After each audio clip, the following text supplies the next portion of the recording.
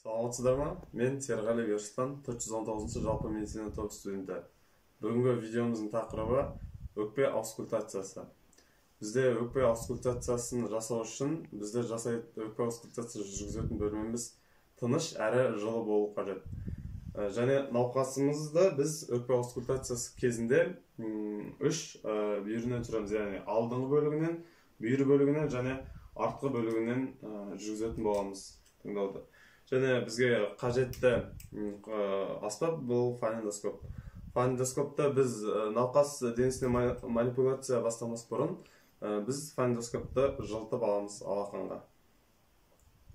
Және бізде алдыңғы бөлігінде оң жақтан солға қарай жасайтын боламыз. Ол бірінші нүктеміз, яғни бұғана үсті ойыға.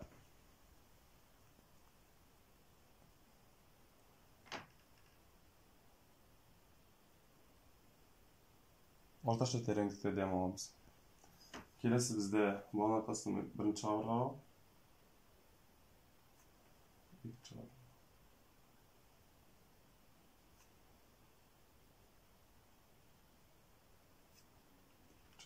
Сол жақтан.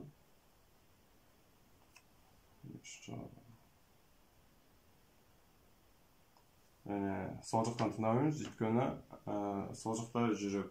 Келесі бізде бүйір бөлігінен тыңдау үшін бізде науқастың қолын желкесіне қоюын сұраймыз. Жоғары көтеріп. Және сол жақтан сол жаққа қарай, яғни қолтық алды және қолтық орта сызықтар бойымен.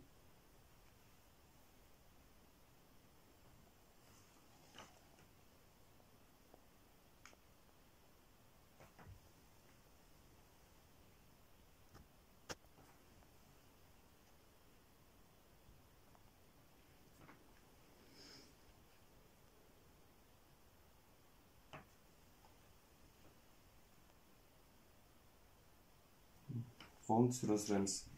Және артқы бөлігін үшін бұрылып отырмыз.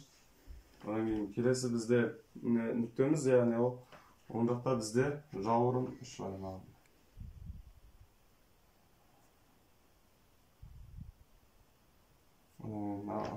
Пациенттер бізде келесі өзін-өзі құшақтауын, яғни қолын егістеп тұра сүреміз. Ол кезде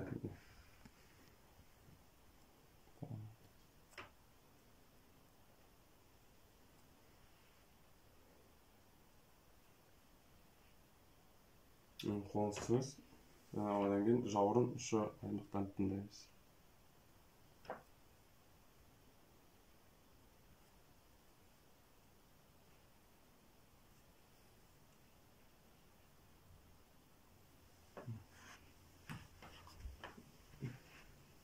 Бізде науқастың пульсін есептейтін боламыз, демалысын, яғни бұл кезде қолын кеудесіне апарып, аңғар жасап, 1 минут ұстайтын боламыз. Бізде пациентте тыныс алу жиілігі минутына 17 рет. Және қорытындылай біз пациентімізге жаңағы өкпе аускультациясын барлық нүктелерде жүргіздік. Қорытындылай келе бізде пациентімізде ашық өкпелік визикуларлы тыныс болып табылады. Ешқандай сырылдар, крепитация анықталмады. Пациенттің екі өкпесі де тыныс алуға бірдей қатысады.